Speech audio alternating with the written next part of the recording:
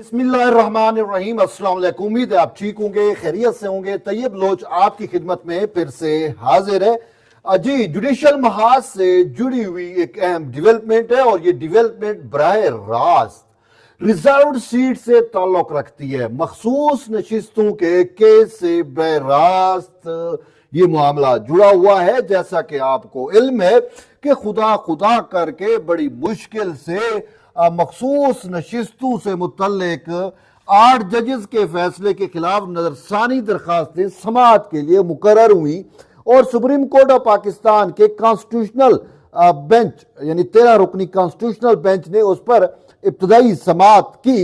लेकिन वो जो पहली और इब्तदाई समाअत थी, उसी समाअत में ही 2 जजेस ने अपने आप को अलग कर लिया।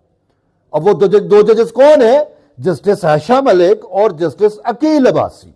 उन 2 जजेस ने अपनी राय ओपन कोर्ट के अंदर उस टाइम दी थी कि जब कॉन्स्टिट्यूशनल बेंच जो है वो नजरसानी दरखास्तों पर नोटिस जारी करने लगा था फ्रीकैन को।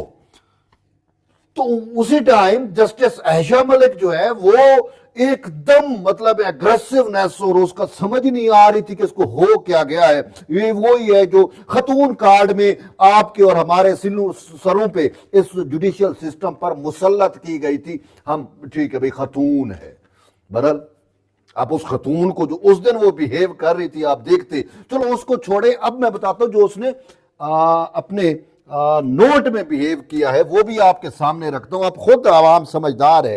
ये कहता है ना मंसूर अली शाह साहब, जज मोअज़्ज़ज़ जज भी कहते हुए मुझे शर्मिंदगी होती है, जस्टिस मंसूर अली शाह साहब कि अवाम ने फैसला करना है तो अवाम फैसला करेगी, आपकी कौम यूथ फैसला करने वाली नहीं है। आपने तो कौम यूथ को इतना प्यारा किया। बहरहाल हुआ ये मामला जो इन्होंने नोट लिखा। अब उसमें नोट इन्होंने लिखा, नोट लिख के उसको कहा कि जी हमारा मेरा और अकील अब्बासी का। अब अकील अब्बासी को हमने तो उस दिन भी कहा था कि अकील अब्बासी को कॉन्स्टिट्यूशनल बेंच में अकील अब्बासी का लेना देना क्या है। कोई एक चीज बता दे कि अकील अब्बासी का कॉन्स्टिट्यूशन के साथ कोई लगाव हो, कोई फैसला हो। वो कॉन्स्टिट्यूशन कहां पे, जस्टिस अकील अब्बासी कहां पे, इसको फांसी का केस सुनने के लिए बिठाते, इसको जो है वो आम केस सुनने के लिए बिठाते, इसको कॉन्स्टिट्यूशन बेंच में जो है वो घुसेड़ दिया। वो कॉन्स्टिट्यूशन के साथ अकील अब्बासी का क्या ताल्लुक है या आयशा मलिक का क्या ताल्लुक है? आयशा मलिक का कोई एक फैसला बताए। बरतानिया में इसको डिग्री मिलती है जी, ऑनरेरी पीएचडी की डिग्री मिल रही है और उसमें किस बुनियाद पे मिली है कि पाकिस्तान की पहली मतलब सुप्रीम कोर्ट में आने वाली पहली खतून जज है। वह मजा तो तब था जब किसी फैसले के ऊपर मिलती ना, कोई ऐसा फैसला, कोई अक्ल दानिश वाला, कोई दुनिया को हैरत होती कि वाकई यार ये तो काबिल जज है। खतून कार्ड कब तक? बहरहाल इन दोनों ने जो है ना आज सुबह से ये अटेम्प्ट कर रहे हैं।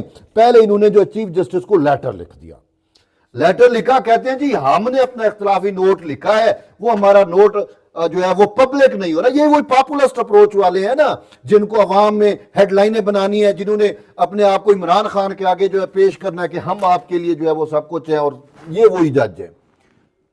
खबर नहीं चलेगी, नोट आया खबर ना चले तो मसला है ना। तो वो खबर चलवाने के लिए अपने आप को पॉपुलिज्म के लेवल तक लेके जाने के लिए इन्होंने नोट लिखा और चीफ जस्टिस को लेटर लिख दिया कि जी हमारी खबर नहीं चलाई जा, वो हमारा फैसला नहीं जो है अपलोड हो रहा। वो ये फैसला अपलोड होने का मतलब खबर चलाना है, ठीक है, वो नहीं हो रहा।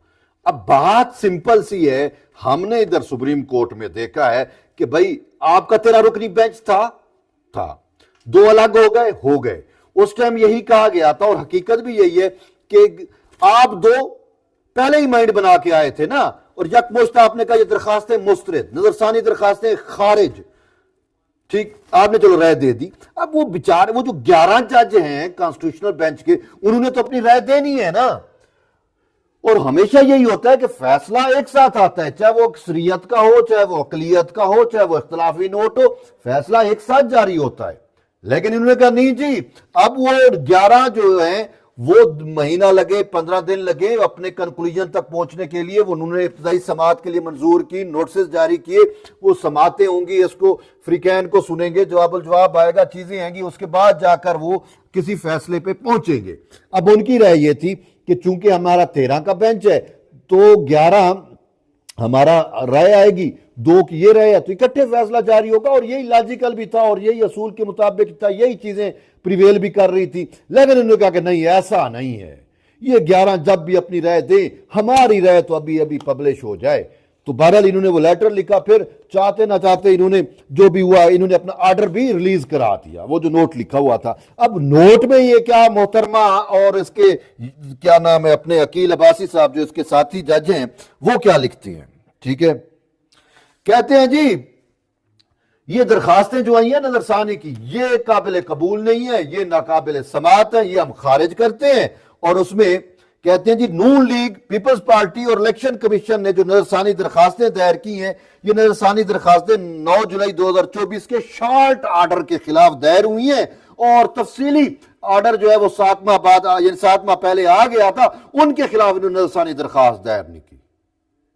कान को इधर से पकड़ो या इधर से पकड़ो, बात एक है, एक इधर से पकड़ लो या यूं पकड़ लो, एक ही बात हो गई ना। भाई उन्होंने इस ऑर्डर को ही नहीं मान रहे, चाहे वो तफसीली हो चाहे वो मुख्तसर हो, उन्होंने उसको चैलेंज किया। और उस टाइम यार इनको ये नहीं पता भाई, उस टाइम शॉर्ट ऑर्डर आया था, ये तफसीली ऑर्डर मंसूर अली शाह ने जारी करते हुए कितना वक्त लिया, और इस तफसीली ऑर्डर को किस तरीके से, इस तफसीली ऑर्डर को जारी करते उसने सिस्टम को मैनिपुलेट किया, यह आपके सामने है। वो मैनिपुलेशन की बात नहीं करेंगी। इन्होंने कहा जी 7 माह पहले आ गया, तो अब यानी कि वो डिटेल जजमेंट के खिलाफ तो नजरसानी दरखास्त नहीं है।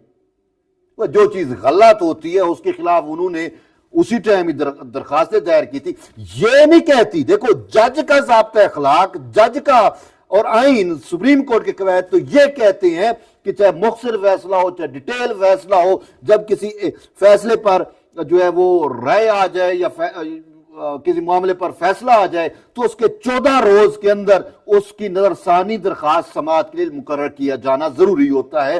ये नहीं कहती कि वो मंसूर अली शाह साहब जो है वो छुट्टियों पे क्यों चले गए, मुनीब अख्तर छुट्टियों पे क्यों चले गए, उस टाइम इनको वो चीजें याद नहीं थी। अब ये टाइम पे खेल रही है कि जी 7 माह हो गए हैं, अब मैं क्या कह सकता हूं, बहरहाल इनकी अपनी मर्जी है। अब वो कह रहे हैं कि जी इलेक्शन कमीशन के अलावा किसी ने भी एडिशनल ग्राउंड्स की मुतफरक दरखास्त ही दायर नहीं की, कर देंगे, आपको क्या मसला है। वो तो जब वो मुख्तसर फैसले को नहीं मान रहे, तो मंसूर अली शाह ने जो जमीन आसमान के कुलाबे मिलाए हैं उनको तो वो पढ़ना ही कोई गवारा नहीं करता, उसके खिलाफ नजरसानी क्या दायर हो। मुख्तसर फैसला ही उन्होंने क्या उड़ाओ भाई, ये मामला ही उड़ाओ, बेस ही जब गलत है तो उन्होंने तो बेस के खिलाफ आए हैं। अच्छा, फिर ये कहते हैं जी किसी ने जो है वो तफसीली फैसले के खिलाफ दायर नहीं की, और इलेक्शन कमीशन ने जो है ना वो पीटीआई के फरीक होने पर जो है वो मरकजी केस में दलाल दिए, यानी कि पीटीआई के फरीक ना होने पर जो है वो उन्होंने इतराज उठाया कि वो तफरीक नहीं थी, उसको सीटें क्यों मिल गई। उन्होंने कहा कि ये तो मरकजी केस में दलाल दे दिए गए थे, और फिर उस पर जो है वो तफसीली फैसले में हमने बड़ी वुस्सत के साथ जी वो जवाब दे दिया। आयशा मलिक साहब माजरत के साथ, अकील अब्बासी साहब माजरत के साथ, खुदा की कसम पाकिस्तान में ना अगर कतरी आइन और कानून हो ना, तो आप जैसे तो खुदा की कसम जज ही ना हो। हकीकत तो यही है। आप अब ये आयशा मलिक भी जज बन गई हैं, ये पाकिस्तान और आइन के साथ इससे बड़ा और खिलवाड़ क्या होगा। अकील अब्बासी साहब भी जज हैं, ये खिलवाड़ नहीं है आइन के साथ। और उसको फिर कॉन्स्टिट्यूशनल बेंच में भी शामिल कर दिया, ये भी जुल्म हुआ ना। ये हकीकतें आप देखें, मैं सच बात कर रहा हूं ना, मैं लगी लिपटी कहने वाला नहीं हूं। तो बहरहाल जी ये गठजोड़ हो गया। हम उस टाइम भी कह रहे थे कि इसको नहीं शामिल होना चाहिए अकील अब्बासी को। एक आयशा मलिक को जब शामिल किया गया, उस टाइम वजीर कानून ने कहा कि दिल पे पत्थर रख के इसको शामिल कर रहे हैं। क्यों रखा था पत्थर, मौका ही नहीं आने देते। एक आइन शिकन को आपने आईनी बेंच में शामिल किया, तो फिर आप भुगते। उसने रोले डालने हैं ना, तो रोले डाल रही है, रोले अटका रही है, हर चीज को मुतनाज़ा बना रही है ये खतून। अच्छा जी, वो कहते हैं नजरसानी का दायरा इख्तियार महदूद होता है, नजरसानी में सिर्फ रिकॉर्ड पर मौजूद गलती की निशानदेही की जा सकती है, हमारे जो हमने खिलवाड़ किए आइन के साथ उसकी निशानदेही नहीं हो सकती। नून लीग और पीपल्स पार्टी ने नजरसानी दरखास्त 15 जुलाई 2024 को दायर की, तफसीली फैसला 23 सितंबर 2024 को आया हुआ। इन्होंने गवाह है कि तफसीली फैसला जो उसने दिया, ये भी आप लिख देती ना फिर जस्टिस आयशा मलिक का साहब, और अकील बस साहब लिख देते ना कि भाई वो हमारी मंसूर अली शाह की वजातों के खिलाफ भी जो है वो इंसानी दरख्वास्त दायर नहीं की।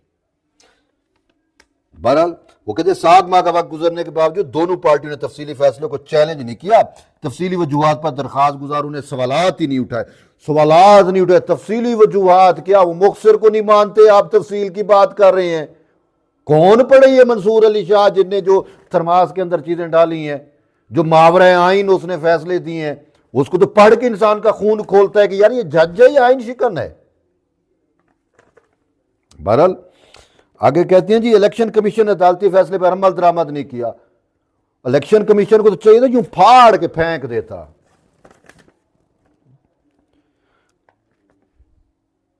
सुप्रीम कोर्ट ने फैसला जमहूरियत और इंतखाबी शफाफियत और उसके तहव्वुज़ के लिए किया, और नहीं, ये झूठ है। जमहूरियत का तहव्वुज़ नहीं था, इमरानी टोले का तहव्वुज़ था, सहूलतकारी थी, जिस सहूलतकारी के लिए आपने आइन को तोड़ा। छोड़ें जमहूरियत का तहव्वुज़, आइन का तहव्वुज़ उसका आपने कसम उठाया, वो हलफ उठाया है, वो आप उसको आइन शिकनी कर रही हैं। अच्छा, फिर वो मंसूर अली शाह का फिर आदिल खान बज़ई केस भी ले आई ना। आदिल खान बज़ई केस में सुप्रीम कोर्ट ने कहा कि इलेक्शन कमीशन एक सियासी जमात और हुकूमत की तरफ था। यार ये लगता है मंसूर अली शाह ने लिख के दिया है,